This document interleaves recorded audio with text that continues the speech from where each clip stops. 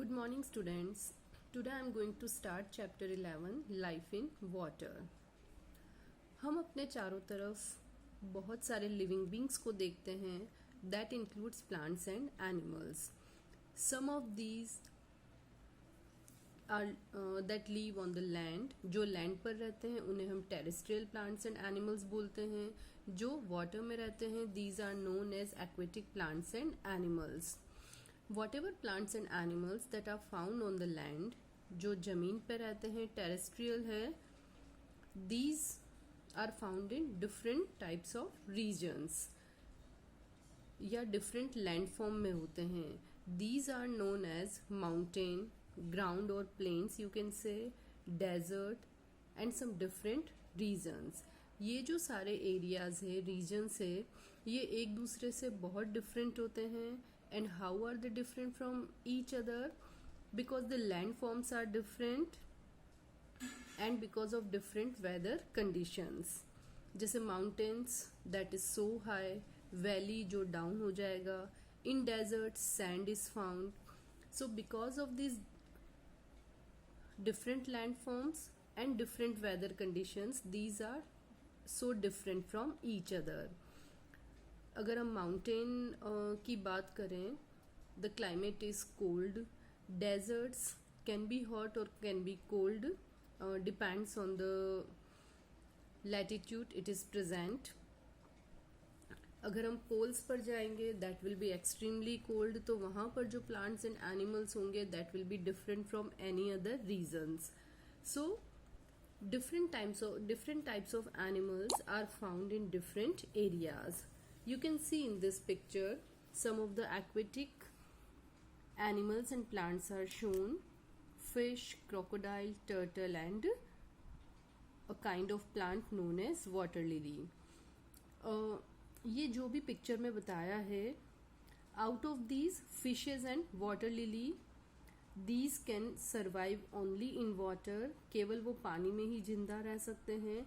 But crocodile and turtle, they can come to land also and survive over there, but this is for few time. और उसके बाद वो फिर से पानी में जाते हैं. So these can live on land also and in water also. Different types of organisms, they used to live in different areas. और जिस एरिया में वो रहते हैं उसका इफेक्ट उनके बॉडी स्ट्रक्चर और फंक्शन पर हम देख सकते हैं. और we can say particular plant and animals they are able to live in a specific type of surrounding, यानी कि वो एक स्पेसिफिक एरिया में ही रह सकते हैं. And why is it so? Because of their physical characteristics. मतलब कि सराउंडिंग के अकॉर्डिंग उनमें अपने आप कुछ स्पेशल फिजिकल कैरेक्टरिस्टिक्स डेवलप हो जाते हैं. And these characteristics are helpful for them to survive in that area और to live in a better way. उन्हीं फिजिकल कैरेक्टरिस्टिक या जो स्पेशल कैरेक्टरिस्टिक्स है उनकी वजह से ये एनिमल अपने सराउंडिंग में ज़्यादा अच्छी तरह से रह सकते हैं. And these characteristics are known as adaptations. For example, bear is found in snowy areas. तो ऐसा क्यों होता है? अगर हम उतनी ठंड में रहें then we will die. But bear, they can survive easily. How are they able to survive? Because they are having long hair on their body. और ये जो hair होते हैं वो उन्हें cold climate से या cold weather से बचाते हैं. Similarly, whatever plants and animals that used to live in water, they are having special characteristics. For example, fish. Fish can live only in water. लेकिन ऐसा क्या स्पेशल कैरेक्टरिस्टिक है उसकी बॉडी में या एडेप्टेशंस हैं? Because of that this can live only in water. Actually first the shape of the body that helps it to swim in a better way. Second the presence of gills. इसकी body में जो gills होते हैं these are able to absorb oxygen from the water that is necessary for our body, so it can survive only in water.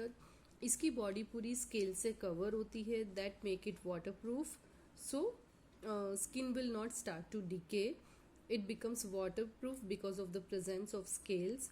Then it used to have fins. ये fins है, this one and this one.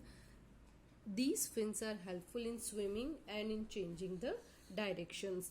तो हर plant और animal में, whether that live in water or in some other area, they are having some special characteristics, और वो characteristic उनको survive करने में बहुत help करते हैं, and that's why they all are able to survive in a better way in their surrounding.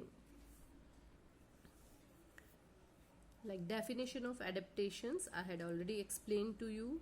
Now during rainy season or in other season, whenever water accumulate in some areas, यानी कि जब पानी थोड़ा सा कहीं इकट्ठा हो जाता है and will remain accumulated for the long time, then we can see some greenish bluish layer on the surface.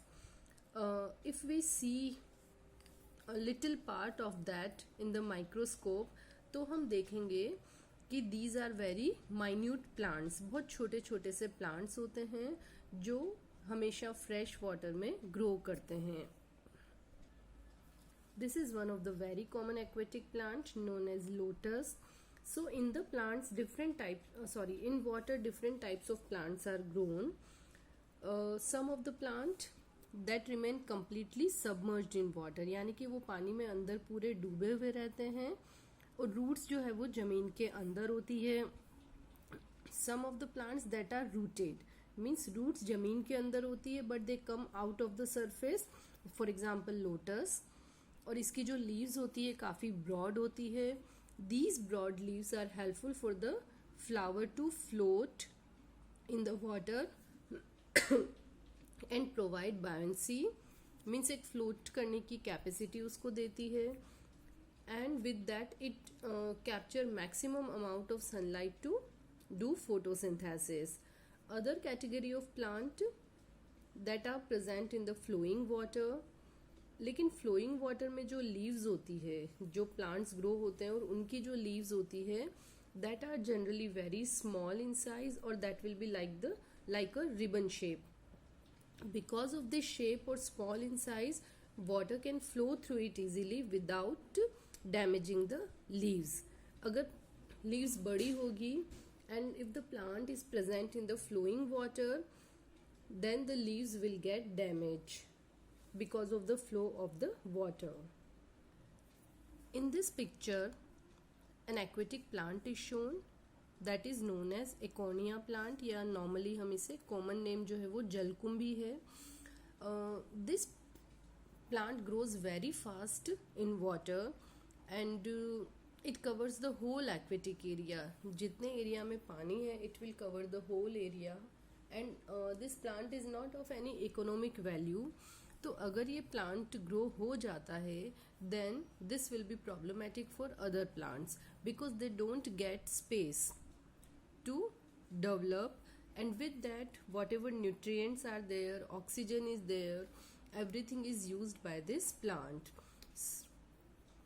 and we don't usually grow this plant with the water. If seeds will come to that aquatic source, अगर उस जगह पर पानी में इसके seeds आ जाएंगे, that will grow very fast. That's why it's necessary to remove this plant time to time, otherwise it will occupy the whole space. Generally you have seen somewhere or in the newspaper also the pictures used to come. So this is about the adaptations of aquatic plants and some of the aquatic animals.